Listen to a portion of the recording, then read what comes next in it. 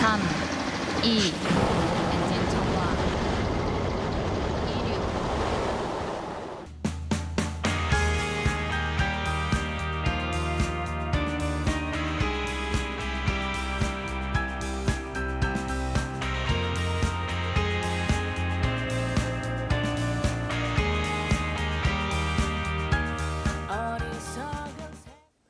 여러분 안녕하십니까? KBC 8시 뉴스입니다.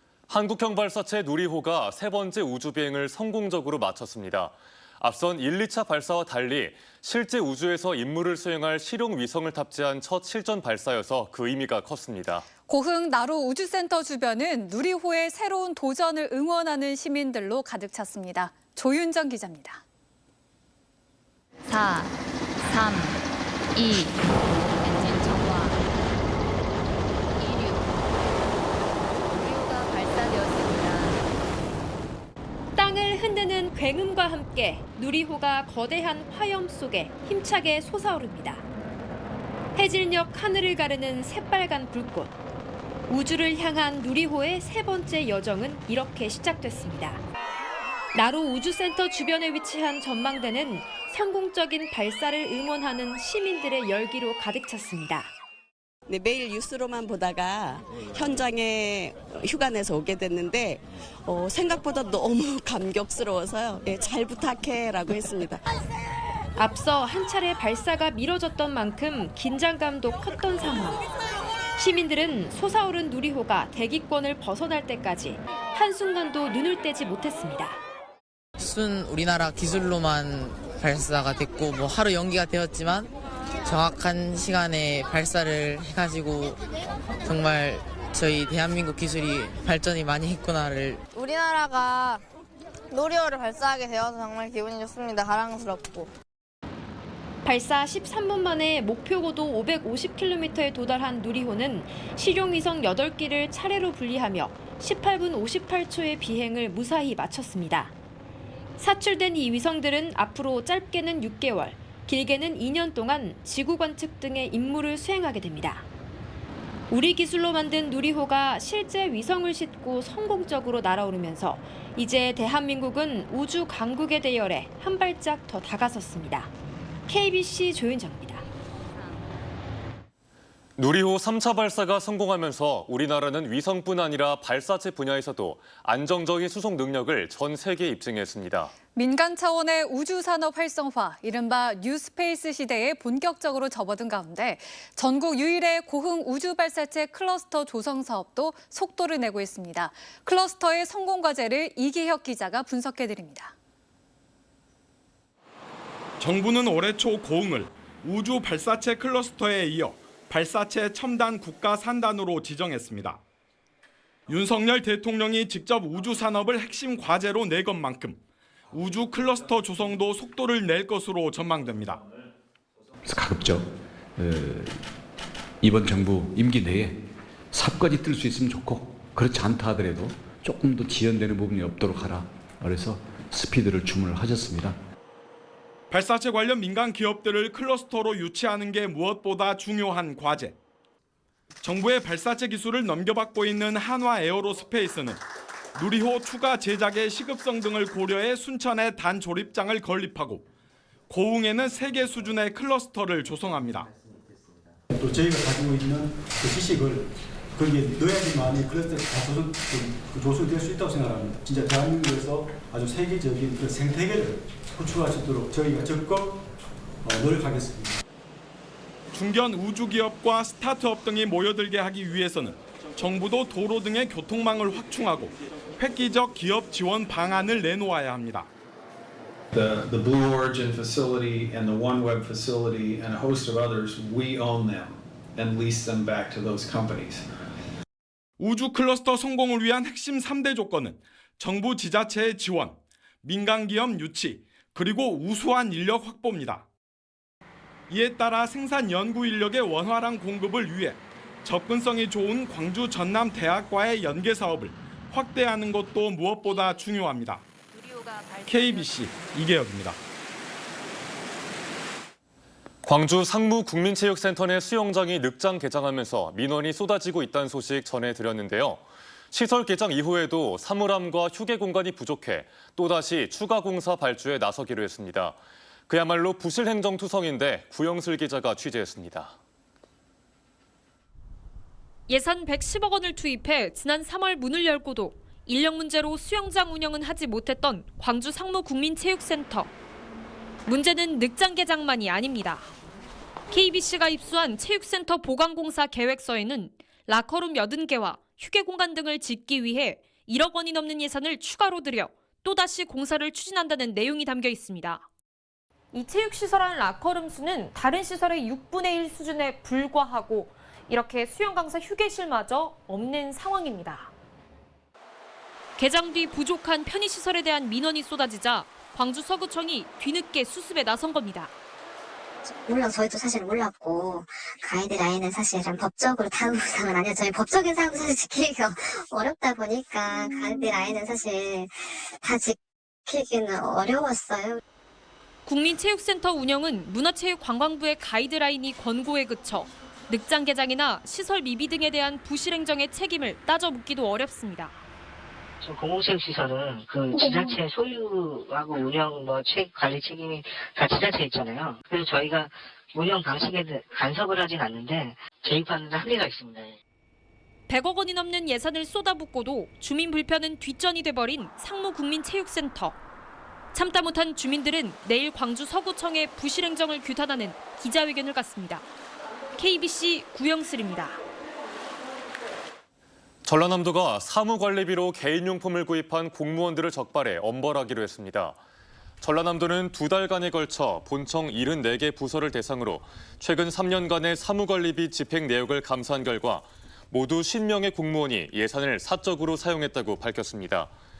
이 중 횡령액이 200만 원 이상인 6명은 경찰에 수사 의뢰하고 10명에겐 중징계, 4명에겐 경징계를 요구하기로 했습니다. 도는 재발 방지를 위해 공인인증서를 통해 인터넷 사이트에서 물품을 구매토록 하는 한편 매년 사용 내역에 대한 감사를 벌이기로 했습니다.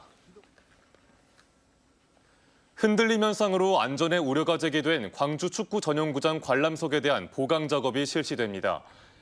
광주광역시는 최근 가변형으로 지어진 축구 전용구장의 일부 좌석이 심하게 흔들린다는 축구팬들의 지적이 이어지자 전문가들과 함께 현장 모니터링을 진행하고 관람석 구조물 보강 작업을 벌이기로 했습니다. 이를 위해 관람석 전체를 대상으로 받침대 거리를 조정하고 좌우 흔들림 방지 시설과 보조 기둥 등을 추가로 설치할 방침입니다. 전남 의대 특별법이 폐기될 위기에 처했다는 KBC 보도 이후 전남 국회의원들이 의대 신설을 위해 움직이기 시작했습니다. 보건복지부 장관에게 전남 의대 신설에 대한 긍정적 답변을 받았다며 전남 의대 신설이 더불어민주당의 당론이 될 수 있도록 지도부를 설득하겠다고 밝혔습니다. 이상환 기자입니다. 전남 국회의원들은 17개 시도 중 유일하게 의과대학이 없는 전남에 의대와 대학병원 설립이 반드시 필요하다는 입장을 분명히 했습니다. 최근 정부가 의대 신설이 아닌 기존 의대 정원 확대로 의사 수를 늘린다는 일부 보도에 대해선 확정된 사실이 아니라고 강조했습니다. 또 조규홍 보건복지부 장관에게 전남 의대 신설에 대해 긍정적으로 검토하겠다는 답변도 받아냈다고 전했습니다. 의사 정원을 증원을 논의하는 과정에서 반드시 전남권 의대 신설 TO가 포함돼서 논의돼야 된다라고 하는 점을 강조드렸고 그 문제에 대해서 다시 한번 약속을 꼭 그렇게 하겠다고 하는 약속을 받았습니다. 전남 의대 특별법의 폐기가 우려된다는 KBC 보도에 대해선 정치적 해법을 찾겠다고 강조했습니다. 먼저 전남 지역 의원들은 이재명 당대표가 대선 후보 시절 공약으로 제시했던 전남 의대 신설이 당론으로 추진될 수 있도록 지도부를 설득하겠다고 밝혔습니다. 우리 전남 도민들 전체 강력한 요구 사항이기 때문에 민주당 내에서도 당론화 작업 절차를 여하튼 준비하겠다 하는 말씀을 드립니다. 여당에 대해선 김기현 국민의힘 대표가 전남 의대 신설을 전당대회 때 약속했다며 책임 있는 이행을 압박했습니다. 폐기 수순이란 지적이 나올 정도로 지지부진하던 전남 의대 특별법. 다시 머리를 맞댄 전남 의원들의 의기투합으로 새로운 국면을 맞을 수 있을지 주목됩니다. KBC 이상환입니다. 5.18 진상조사위가 80년 5월 광주에 투입됐다 부상을 입은 계엄군과 그를 구한 시민의 만남을 주선했지만 확인 결과 다른 사람이었던 것으로 드러나 논란이 일고 있습니다. 24단 당직병 출신 박윤수 씨는 어제 광주시 임동의 한 병원을 찾아 시위 현장에서 머리를 다친 자신을 이송하고 치료해준 택시기사 신봉섭 씨와 의사 정영일 씨를 만났습니다. 하지만 당시 상황에 대한 이들의 진술이 서로 엇갈리자 조사위는 택시기사 신 씨가 옮긴 계엄군은 박 씨가 아닌 다른 사람인 것으로 결론 내렸습니다. 민족문화유산연구원은 오늘 강진 고려청자 박물관에서 강진 고려청자 요지 5차 발굴조사 현장을 공개하고 설명회를 가졌습니다. 이번 5차 발굴조사에서는 고려 후기 청자 기와가마터와 건물지를 최초로 발견한 것이 가장 큰 성과로 평가되고 있습니다. 고익수 기자가 취재했습니다. 188교소의 고려청자 요지가 분포되어 있는 강진군 대구면 사당리 일원. 2019년 이후 사당리 10호 청자 가마를 대상으로 이루어진 5번째 발굴조사 현장입니다. 조사 결과 고려 후기에 운영된 가마와 폐기장 그리고 청자 생산 과정을 감독했던 기와 건물지 녹동이 남아있는 것으로 확인됐습니다. 기와 건물지에는 연결 배수로와 담장 흔적까지 뚜렷합니다. 이는 강진 고려 청자 생산 체제가 14세기까지 400년간 지속됐음을 보여주고 있습니다. 특히 이번 발굴 조사에서는 그동안 알려지지 않은 고려 후기 고려 청자의 생산 시설이 최초로 발견됐다는 점에서 의의가 큽니다. 이러한 시설들이 중국에도 없고 일본에도 없고 특히 조선시대 경기도 광주에도 없는 그러한 시설이기 때문에 결국은 이 기와 건물지를 고려시대에 청자 가마터 주변에 넣었다라는 것은 고려시대의 국가 산업단지로서 주력 산업으로서 이 청자 요지를 운영했다라는 것. 건물지 조성을 위한 성토층에서는 12, 3세기에 제작된 청자가 늦은 시기의 퇴적층에서는 14세기의 청자와 간지명 청자 등이 출토돼 참석자들의 높은 관심을 끌었습니다. 네, 이런 고려 청자를 직접 눈으로 보는 기회는 처음이었는데 색깔도 너무 예쁘고 운영도 너무 예뻐서 앞으로 공부하는데 굉장히 흥미를 돋는 유물이 될 것 같습니다. 좋은 기회인 것 같습니다. 강진군은 청자 요지에 대한 지속적인 발굴 조사와 함께 가마터와 청자 마을을 포함한 종합정비 5개년 계획을 수립할 방침입니다. KBC 고익수입니다. 광주지법 목포지원 제1형사부가 당선 무효 유도 혐의로 불구속 기소된 박홍일 목포시장의 부인 A씨에게 무죄를 선고했습니다. 반면 A씨와 함께 기소된 B씨에게 금품을 건넨 김종식 전 목포시장 부인에 대해선 선거법 위반 혐의를 적용해 벌금 90만 원을 선고했습니다. A씨 등은 6일 지방선거를 앞둔 2021년 11월 김종식 전 목포시장 부인에게 금품을 요구해 전달받은 뒤 선관위에 고발해 당선 무효를 유도한 혐의로 기소됐습니다. 제설 차량이 교량 안전진단 작업 현장을 덮쳐 5명의 사상자가 발생했습니다. 오늘 오전 10시 20분쯤 무안군 삼양읍의 한 도로에서 목포시 제설 차량이 교량 안전진단을 위해 갓길 정차 중이던 15톤 화물차를 들이받으면서 작업자들을 덮쳤습니다. 이 사고로 20대 작업자 1명이 숨지고 제설차 운전자 등 4명이 크고 작은 부상을 입어 병원으로 옮겨졌습니다. 경찰은 제설차 운전자를 교통사고 처리 특례법 위반 혐의로 입건해 조사할 예정입니다. 요양원 2층에서 80대 치매 환자가 떨어져 숨졌습니다. 어젯밤 9시 반쯤 광주광역시 서구 금호동의 한 요양원에서 80대 치매 환자가 자신이 있던 병실 2층 창문에서 떨어져 숨졌습니다.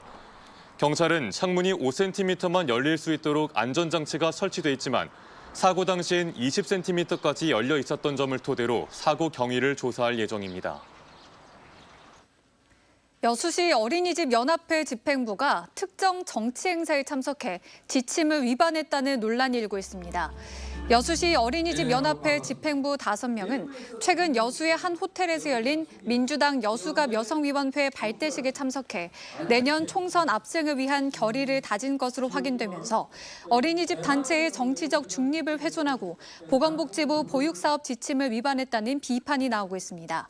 이에 대해 연합회 측은 민주당 여수갑 여성위원회 요청으로 행사에 참여했다고 해명했습니다.